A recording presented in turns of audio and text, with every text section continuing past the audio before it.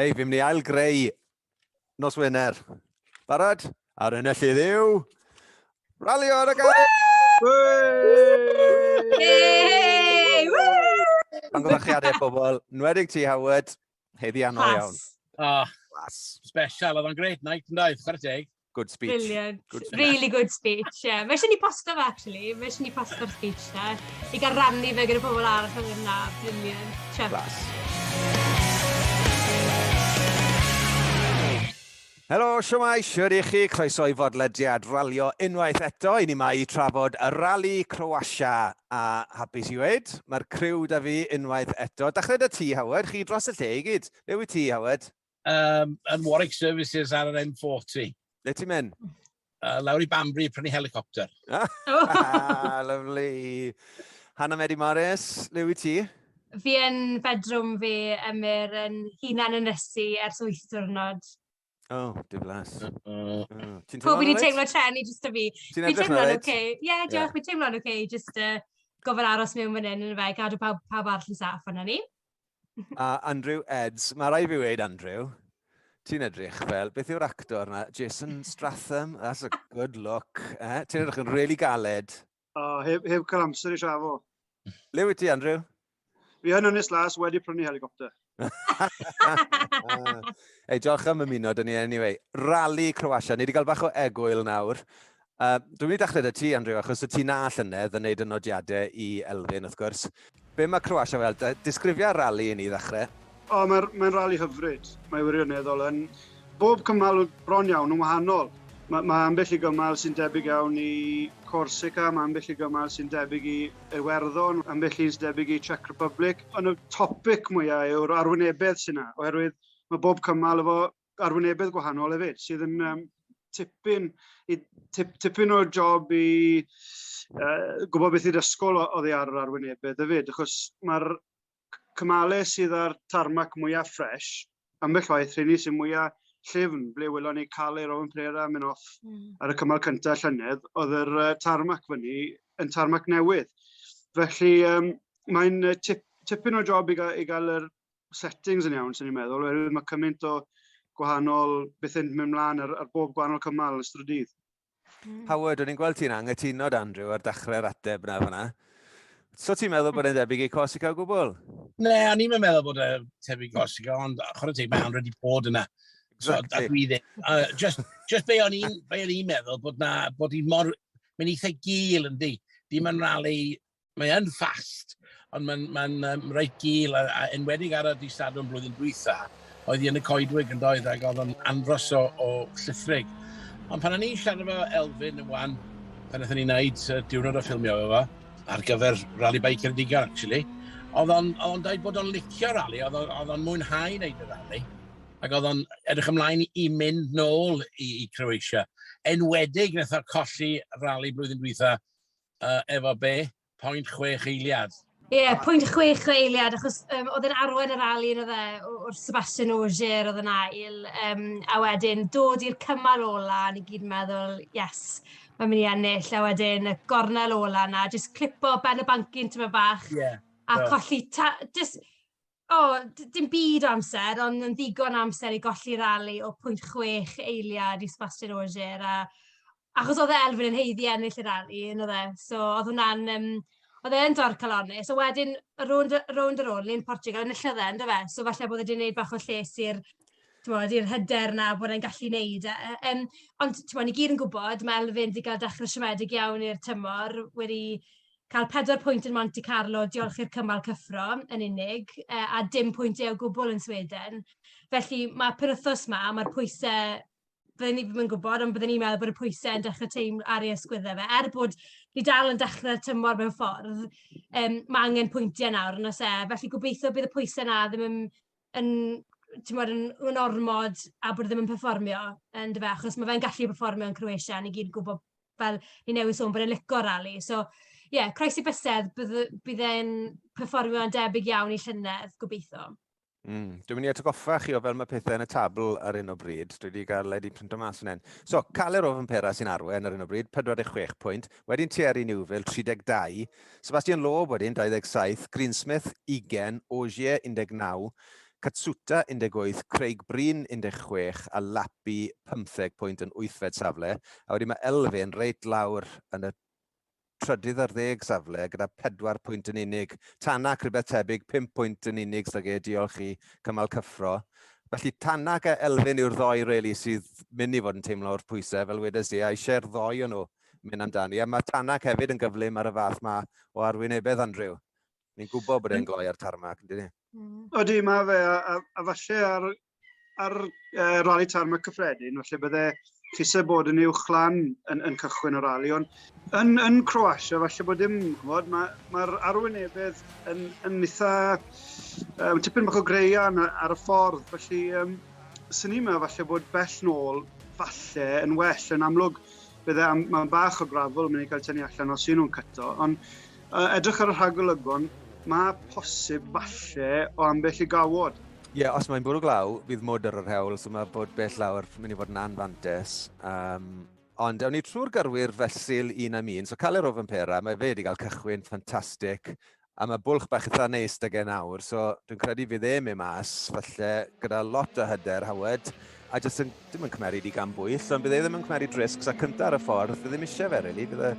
Ie, a dwi'n yn gwybod faint o cymalau sydd unig beth o'r blwyddyn dwytha, ond fydd o'n wedi cael lot o profiad ar y cymalau efo'i nodiadau chwaith, ti'n bo? Ie, gawn ni weld sy'n eith cael e, ond ail wedyn ar y ffordd tu ôl fe, Thierry Neuville, trydydd yn Croatia llynedd, fydd e llawn hyder, dwi'n siŵr hefyd yn mynd fyna hana.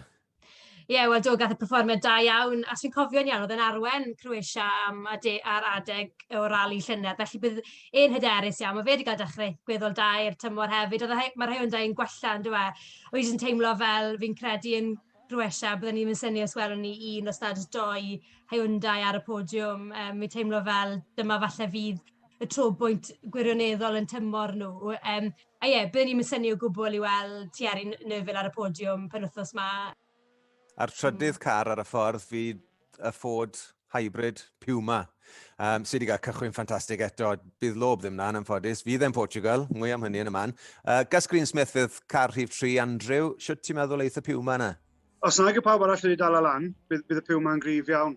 A Gus, wrth gwrs, wedi gwneud yn dda eleni, mor belled, ond FOMO fyd, fi'n credu bydd mae angen iddo fe i gael canlyniad, a fi'n credu falle wneith e. Dibynnu ar y modau eto, ond sy'n sych, fi'n credu wneud FOMO yn dda. Car rhif 5 fydd, a mae lot o bobl yn gweud bod y rali mae'n debyg i hewlydd, neu rhai o hewlydd, tarmac i Werddon. A Craig Breen, car 5. Ie, mae pressure, lot o pressure ar M-Sport, Craig Breen hefyd. Mae wedi bod ar CEO Ford yn y car yn diweddar, so mae'r llyged y byd ar M-Sport. So, fydd Malcolm isio result da, a dwi'n meddwl bod Craig isio dechrau perfformio wan hefyd yn dydi. Bydd y gyrwyr i gyd yn chompio, dyn nhw wedi bod adre wan am beth. Bron o Davies yn do. Do, siŵr fydd nhw isio gyrru. Y cymal cyntaf mynd i fod yn rhoi special, dwi'n meddwl.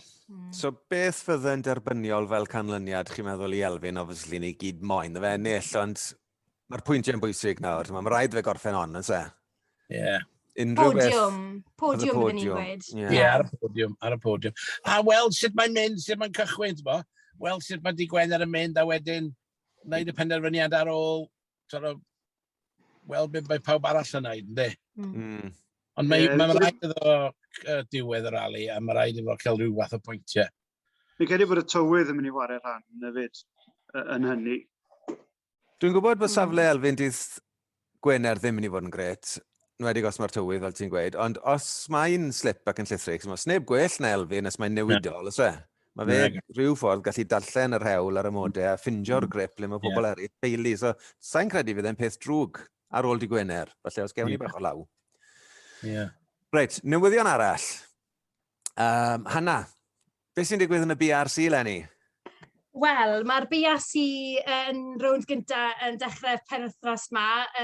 Clacton yn Clacton. Lot o gyrwyr heb wneud Clacton o'r blaen, felly bydd e'n ddiddorol iawn. Rali tarmac, os fi'n iawn, yw i. A mae yna entry ffantastig i'r BRC Lenny.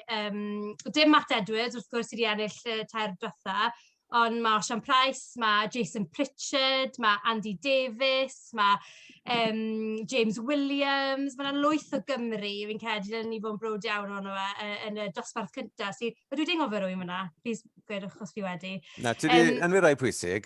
Y Cymru. Y Cymru, ie.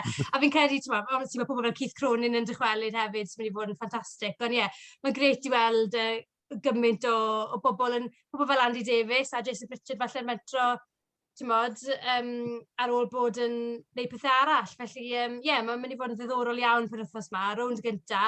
A mae'n wych bod yna 2 rownd yng Nghymru eleni hefyd. Mae dyn ni Nicky Grist Stages wrth gwrs, Rally by Ceredigion, Emyr Medi, a wedyn Cambrian hefyd. So, ie, mae'n mynd i fod yn gobeithio yn dymor cyffroes i'r BRC, yn edrych man.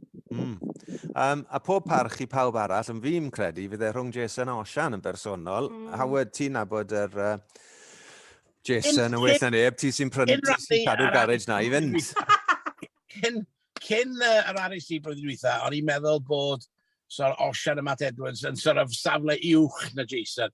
Ond ar yr RAC oedd Jason yn curo nhw. Yr unig beth sy'n gen Osian, profiad yn y car a profiad yn y stages, profiad y cymaleg, profiad y rally, profiad yn neud y BRC. A fydd hwnna yn anfantis i Jason. Cofio Keith Cronin, gen efo lot o profiad. Mae yna boes eraill, Frank Bird, Elliot Payne, boes ifanc, efo ddim byd i colli, ti'n bo? A twod hefyd, Rory Bell. Angofus beth i Rory. Max Freeman, wrth gwrs, efo fe. Felly, mae lot o'r rhai chi, fel mae Howard yn gweud, mae lot, ni ddim yn gwybod amdano nhw. Sa'n credu bod Osian wedi wneud Clacton o blaen, na Jason. Gath Jason damwen eitha cas ar y North West Stages. So pina hwnnw mynd i effeithio bach ar ei hyder e. Ond bia'r car am hwnna, oedd o'n dweud bod y car i meddwl, a fas o ddim wedi digwydd yn y ffocws. Mae car tir i meddwl yn bwnsio rown fel that. Ti ffili blemo'r car am bopeth, no, wyt ti? Ti ffili blemo'r car am bopeth hefyd? A hefyd gen fo ddim y profiad yn y car, ti'n bo? O fi'n cofio, nôl i Rory Bell, amazing iddo fe weekend hyn yn ennill Tour of Epynt. So os ti'n cofio Emyr, yn welon ni Rory Bell pan wnaethon ni ffilmo mas yn Wexford, 2018 falle. A oedd e'n dechrau off pryd ni, a Darren Garrett yn ystyrth i ochr e. A un o'r rallies gyntaf eriod i Rory Bell i wneud oedd Wexford yn 2018 oedd e. Felly amazing i weld i dod mlaen mor gloi. Oedd e ddim yn disgwyl ennill ar y weekend, oedd e'n Epynt, oedd e wedi mynd fel test oedd e'n gweud. So ffantastig i weld rwy'n fel enw newydd i ni, wel, mae wedi dod lan ys blynydde, ond enw newydd o ran y prif categori BRC. Mae'n fab, really da. Enw newydd arall i'r BRC, wnaethon ni sôn am y gynnau, Andy Davies wrth gwrs. Arbenigwr Rally Nos, a sôn am Rally Nos, Andrew, penwythnos mawr, penwythnos ma? Main event week yma, really. Ngofio Croatia, ngofio Clacton, Naita nos Adon, a dechrau Aberystwyth. A David Post yn mynd i ennill, mynd i curo ti gyd, oedd yn dweud yn y pub nos Adon, look out Andrew Edwards, look out Jarman, the post is back. Michael Gilby, top man. Na fo. He's in for the ride of his life, isn't he? Oh, brilliant. And that's before leaving the car park. Rally Night Down, wrth gwrs, ni sôn am fyna. Rally Nos Adwn yn dechrau yn Aberystwyth. Andrew Edwards yn gyrru. Tu ôl yr olwyn, pob lwc i ti, Andrew. Ni'n mynd i adael chi nawr, ond cyn mynd, fi moyn predictions y Night Down gan Andrew a Howard. Na i ddechrau ti, Howard. Chwarae teg, neth Osian Price cyd-yrru i Rodri ar y snowliner wythnos dwytha a nath nhw ennill. So, os di hwnna rhywbeth newydd sydd wedi cychwyn, mi Andrew Edwards a Phil Pew yn mynd i ennill, ond dwi'n meddwl bod hwnna'n mynd i digwydd. Jarman yw'r boi. Os na siawns Jarman, mae Howard yn meddwl sy'n mynd i ennill? Lewis Morgan sy'n mynd i ennill. Car number 2, straight off. Beth am David Post? Os fennydd e. Beth am David Post? David Post, Michael Gilby efo fe, falle. Yn y Shetyn rhywle. Mae angen gorffen, oes. Nawr te. Sy'n pressure a ti, Wan, a penwythnos yma? Pob lwc ti, Andrew. Hwn bydd y degfed rali, a fi wedi gorffen 2, so... Sy'n edrych yn dda i ti, Andrew. 2%. Outside bet. Anyway, pob lwc i ti, Andrew. Pob lwc i ti. Na'r cyfan wrthon ni am nawr. Cadw'r llygad mas fan hyn am stwff dros y penwythnos. Byddwn ni'n cadw'r llygad bargyd ar Rally Croatia. A wedyn byddwn ni'n ôl i gyd dydd Sul ar gyfer gobeithio dathliadau Elfyn yn ennill. Tan hynny felly, wrthon ni gyd. Tara! Tara!